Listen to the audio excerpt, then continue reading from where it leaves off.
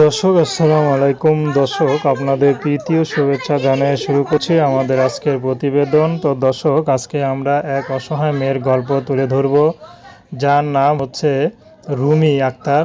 রুমি আক্তার বয়স 18 বছর। রুমি আক্তার এখনও বিয়ে শাদী হয়নি।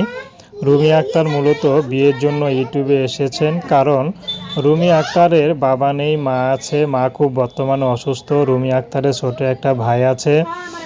তো রুমি আক্তার বেশি পড়াশোনা করেনি, ক্লাস 5 পর্যন্ত পড়াশোনা করেছে। তো বর্তমানে রুমি আক্তার চাচ্ছে ভালো একটা জীবনসঙ্গী, যদি ভালো একটা মানুষ পায় তাহলে বিয়ে শাদী করে ঘর সংসার করবে। কারণ রুমি আক্তারকে যারাই বিয়ে করতে আসে তারাই শুধু যৌতুক চায়, কারণ তার মা নাই, মা আছে মানে অসুস্থ, তার বাবা নেই, তাদের ইনকাম করার সোর্স কেমন নাই। তো এই জন্য তাদেরকে বিয়ে করতে চায় না, বিয়ে করলে অনেক টাকা যৌতুক চায়। তো রুমি আক্তারের একটি কথা যে নাকি শুধু স্ত্রীর ভালোবাসা আদর সোহাগ চাইবে।